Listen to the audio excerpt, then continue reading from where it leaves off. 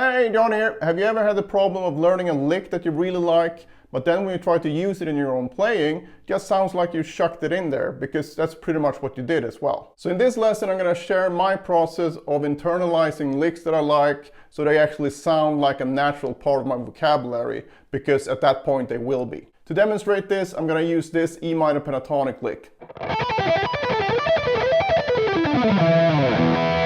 As you have the tabs in the description, I'm going to go through this quite quickly, so check those out if you feel that you need them. So step one for me is to extract the part of the lick that I really like and the one that I feel that I can expand upon. And now this one is fairly easy because it's basically the same sequence. It goes like this.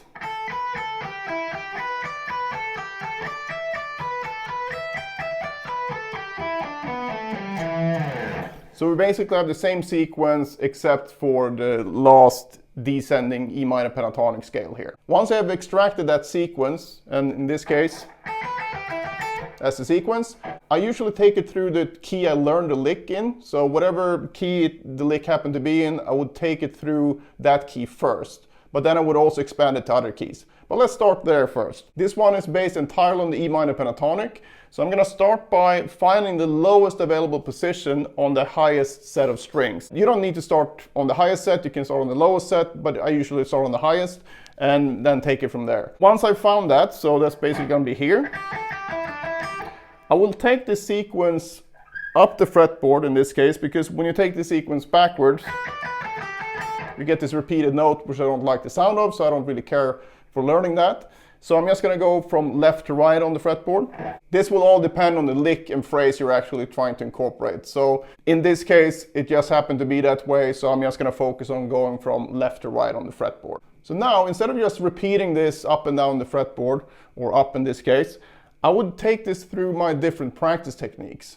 And I'm not going to go through them in detail. I'm just going to mention a little bit about the practice techniques, and then I'm going to link to those videos in the description as well. So if you haven't watched those already and you have no idea what I'm talking about, you have all the resources available in the description. Usually what I start with is transition time, so that would sound something like this. I'm not going to play the entire thing, but just so you can get an idea.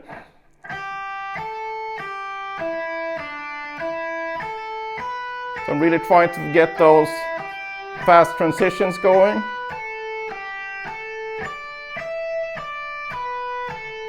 Then I would go entire neck like that. Once I've done that, I would go to accents. So the same thing again, starting from here all the way up, but now I'm going to accent the first note, the second, the third, the fourth, the fifth, and the sixth, because it's a 6-note pattern here. If this happened to be a 16th note pattern, then it would be 4 variations. But I'm not going to play all of them again, but I'm just going to show the first 2, for example. So I would go like this. I'm going to accent the 1.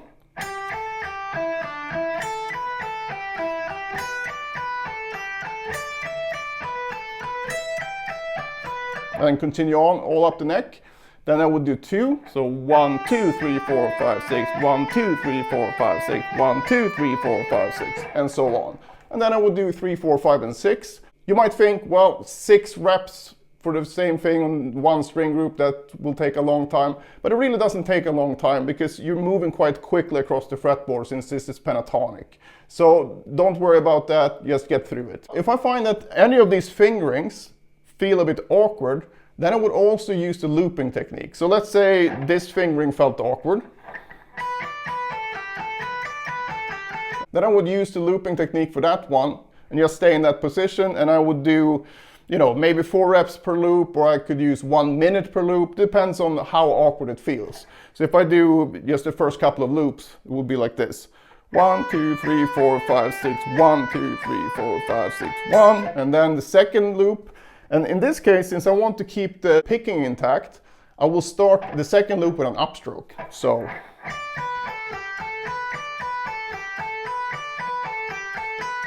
third loop,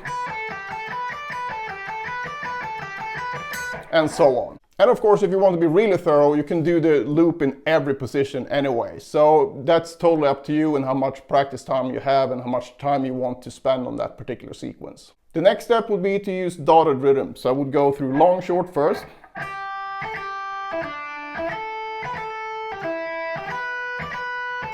And so on, all the way up. And then short, long.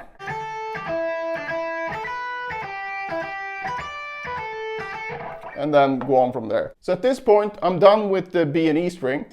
Now I would move down to the next string pair. So I would do the same thing, but instead find the lowest position of the E minor pentatonic, in this case, on the B and G string instead, and go through the same steps. So transition time, accents, looping if I find that I need it, or if I just want to be really thorough, I do looping in all the positions.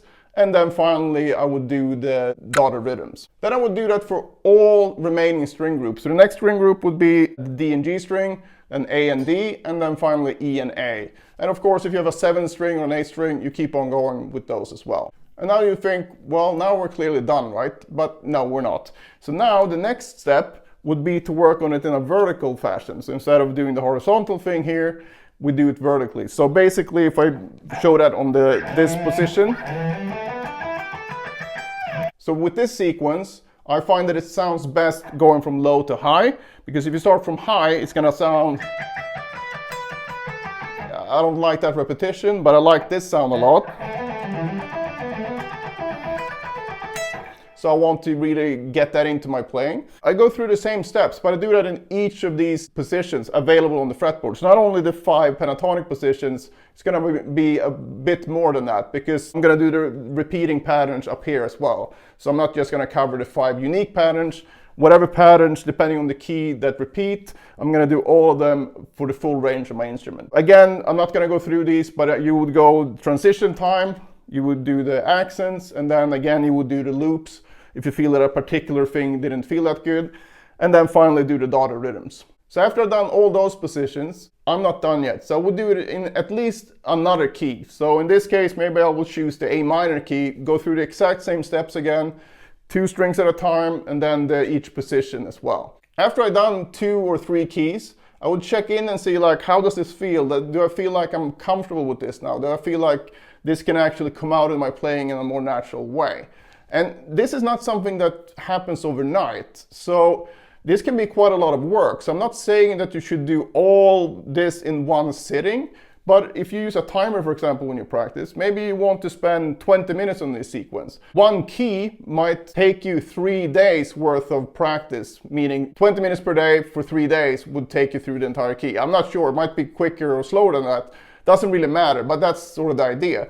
So don't think that you have to spend like all day, every day with this stuff. When you've done it enough, you're gonna feel that, yeah, I got it now, or you're gonna feel really sick of the whole sequence. But regardless, at that point, you're gonna have gained so much fretboard knowledge, and obviously your technique will have improved a lot as well, because you've applied all these great practice techniques to a pattern that you were not familiar and comfortable with. If it's not something super complicated, I usually feel very comfortable with this after 6, 7, or 8 keys. And after 12 keys, if I'm still not comfortable enough with it, I'll just do it again. So I find this way of practicing is so beneficial, because you work on the technique and you also work on the fretboard knowledge.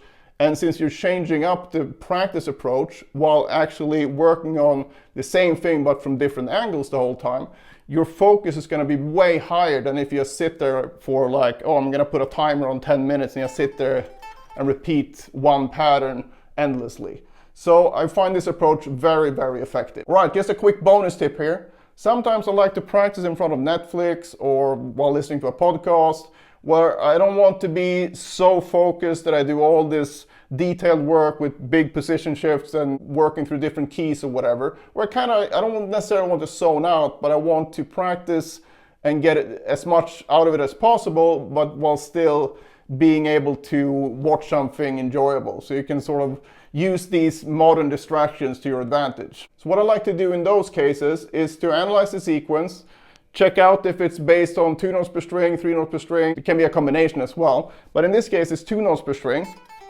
which means that I can apply the 6 different 2-finger combinations. So 1, 2, 1, 3, 1, 4, 2, 3, 2, 4, 3, 4. And I call this mechanical practice. So I would just start at any fret. Let's say we take the 5th fret here. Then I just translate this sequence into 1, 2 first. So it's gonna sound kind of nonsensical, but it's a really good practice. So it would sound like this.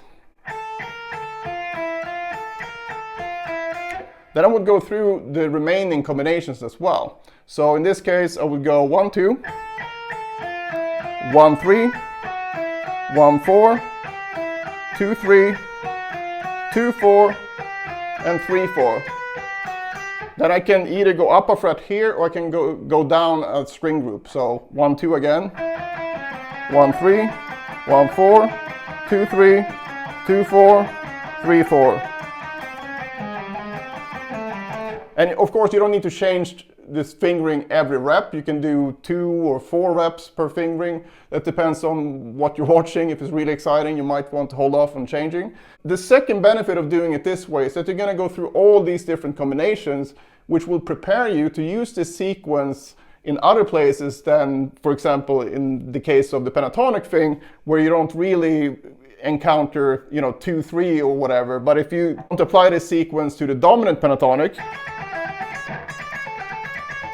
then you're gonna have to use 2 or 3. And if you haven't worked on that in some fashion, you're gonna run into quite a big problem. So working on these mechanical patterns will also help you avoid painting yourself into a technique corner, so to speak. A question that you might have now is if I'm applying the same practice techniques for these mechanical patterns. Generally, no, I just go at a pace where it's slow enough so I can really get a good tone and be in full control and no mistakes. But I don't sit here and do the long, short and short, long for all this stuff. That stuff I save for the actual musical practice. All right, so your turn. Try this on whatever sequence you like. You can apply it to this thing if you like the sound of it, or anything that you're actually practicing at the moment, and see how it feels. And also let me know if you run into any issues so I can help you out with that. And it also helps me as a teacher to see potential problems and maybe blind spots that I have when it comes to this stuff. Because sometimes as a teacher, and especially when you've been doing it for a long while, you kind of think that you've seen all the situations and things like that. But even though I had well over 1,000 students at this point, I'm sure there's situations out there that I can't really foresee. So if you run into any issues, you have any questions, please do let me know in the comments and I'll try to help you out as soon as possible.